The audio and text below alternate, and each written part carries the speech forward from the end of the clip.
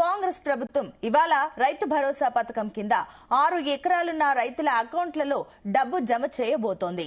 ఈ పథకం కింద ఎకరానికి సంవత్సరానికి 12,000 చొప్పున ఇస్తోంది. ఇందులో భాగంగానే యాసంగి సీజన్ కి ఎకరానికి 6,000 ఇస్తోంది. ఆ ప్రకారం ఇవాళ 6 ఎకరాలు ఉన్న వారి అకౌంట్లలో 36,000 జమ అవుతుంది. మరోవైపు కొత్తగా జూన్ 5 వరకు పట్టాదారు పాస్ బుక్లు పొందిన రైతుల నుంచి దరఖాస్తులు స్వీకరిస్తోంది ప్రభుత్వం. ఈ అప్లికేషన్ల గడువు ఇవాల్టితో ముగియనుంది. ఇక తెలంగాణ ప్రభుత్వం ఇప్పటి వరకు 5 ఎకరాలు ఉన్న రైతుల అకౌంట్లలో రైతు భరోసా డబ్బు జమ చేసినట్లు మంత్రి తుమ్మల నాగేశ్వరరావు తెలిపారు. తెలంగాణలో 5 ఎకరాలున్న రైతుల సంఖ్య 4.43 లక్షలు ఉండగా వారి అకౌంట్లలో గురువారం ప్రభుత్వం డబ్బు జమ చేసింది. యాసంగి సీజన్ కి సంబంధించి ఎకరానికి 6,000 చొప్పున ఒక్కో రైతు అకౌంట్లలో 30,000 చొప్పున జమ చేసింది. ఇలా ఇప్పటి వరకు రాష్ట్రంలోని 19.82 లక్షల మంది రైతుల బ్యాంక్ అకౌంట్లలో డబ్బులు జమ చేసినట్లు మంత్రి తెలిపారు.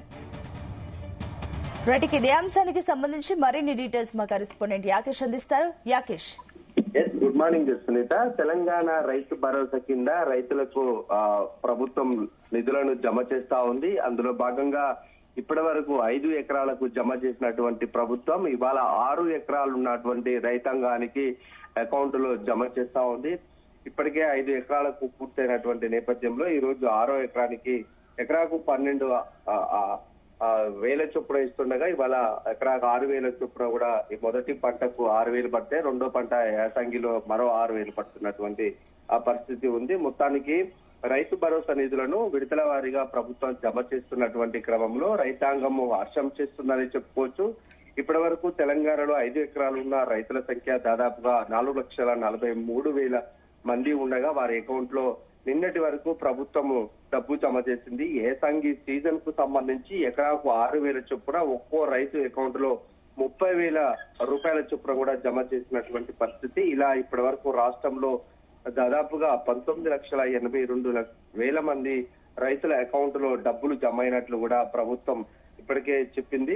రైతుకి ఎన్ని ఎకరాలు ఉన్నాయి అనే దానిపై సంబంధం లేకుండా సాగు చేయడానికి భూమి ఉన్న ప్రతి రైతుకు ఆ డబ్బును జమ చేస్తామని మంత్రి తుమ్మల ఇప్పటికే ప్రకటించినటువంటి నేపథ్యంలో ప్రతి అంగుళం పొలానికి రైతు భరోసాను అందిస్తామన్నారు. ఈ పథకాన్ని అంటే సోమవారమే సీఎం రేవంత్ రెడ్డి ప్రారంభించినటువంటి నేపథ్యంలో అదే రోజున 2 ఎకరాల వరకు ఉన్న రైతాంగానికి అకౌంట్ లో డబ్బులు జమ చేశారు. ఆ తర్వాత మంగళవారం 3 ఎకరాలు, బుధవారం 4 ఎకరాలు అంటే నిన్నటితోటి 5 ఎకరాలు ఉన్న రైతులకు డబ్బులు అకౌంట్ లో పడిపోయాయి. అందుకే ఇవాళ 6 ఎకరాలకు ఉన్నటువంటి రైతులకు డబ్బులను ఇస్తున్నటువంటి పరిస్థితి. ఇక శనివారం 7 ఎకరాలు ఉన్న రైతులకు అందిస్తుండగా ఆదివారం 8 ఎకరాలు, వచ్చే సోమవారం నాటికి 9 ఎకరాలు ఉన్న రైతులకు డబ్బులు అందిస్తున్నారు. ఇక 10 ఎకరాల పైగా ఉన్నటువంటి రైతులందరికీ కూడా రైతు భరోసా నిధులను జమ చేసేలా ప్రభుత్వం ప్లాన్ చేసింది. ఈ నెల 24వ తేదీ నాటికి మొత్తం 9 రోజుల్లోనే ఈ పథకం కింద దాదాపు 9,000 కోట్లను ప్రభుత్వం చెల్లించేందుకు చర్యలు చేపడతా ఉంది. ఆ నేపథ్యంలోనే మొత్తం 70,11,984 మంది రైతాంగం ఖాతాలో కూడా దాదాపు 9,000 కోట్ల రూపాయలను జమ చేసేలా ప్రభుత్వం చర్యలు చేపడుతుంది. అందుకు సంబంధించినటువంటి పూర్తి స్థాయిలో కూడా ఏర్పాట్లు చేసుకుంది. ఈ క్రమంలోనే ఒక్కో రోజు ఒక్కొక్క రైతాంగానికి డబ్బులు జమ చేస్తున్నటువంటి నేపథ్యంలో ఈసారి పారదర్శకంగా ఈ నిధుల జమ అనేది కొనసాగుతుంది. ఎక్కడ కూడా ఆలస్యం జరగట్లేదు. ప్రభుత్వం సీఎం రేవంత్ రెడ్డి చెప్పినటువంటి నేపథ్యంలో ఒక్కో రోజు ఒక్కో రైతాంగానికి ఈ డబ్బులు జమ అవుతున్న పరిస్థితి చాలా స్పష్టంగా కనిపిస్తా ఉంది. గతంలో రైతు భరోసాకు నుంచి అనేక కొంత ఇబ్బందులు ఏర్పడ్డాయి. సాంకేతిక కారణాలు కూడా వచ్చినటువంటి నేపథ్యంలో ఈసారి ఆ పరిస్థితి ఏర్పడకుండా చాలా పకడ్బందీగా చర్యలు తీసుకుంటుందని చాలా స్పష్టంగా చెప్పుకోవచ్చు. ఇప్పటి వరకు 5 ఎకరాలకు డబ్బులు జమ అయినటువంటి నేపథ్యంలో ఇవాళ 6వ ఎకరానికి డబ్బులు జమ అవుతున్నాయి. ఇట్లానే 24వ తేదీ వరకు కూడా మొత్తం 10 ఎకరాల ఉన్నటువంటి రైతాంగానికి అందరికీ కూడా డబ్బులు పడిపోతాయి అనేది ప్రభుత్వ వర్గాలు చెప్తున్నాయి.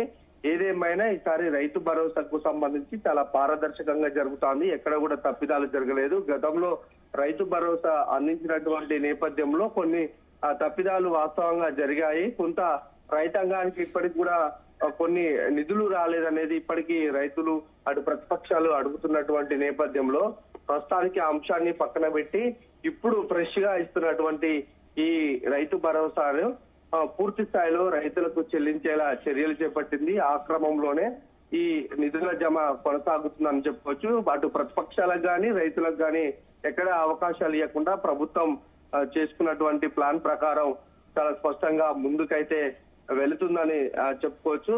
అయితే ఈ రైతు భరోసా రాని వారికి కొన్ని అవకాశాలు కూడా ఈసారి ప్రభుత్వం కల్పించింది. ఆ నేపథ్యంలోనే ఈ నెల 5 వరకు పట్టాదారు పాస్ పుస్తకాలు ఉన్నటువంటి రైతాంగం అంతా కూడా రైతు భరోసా రాకుంటే అప్లై చేసుకోవచ్చు.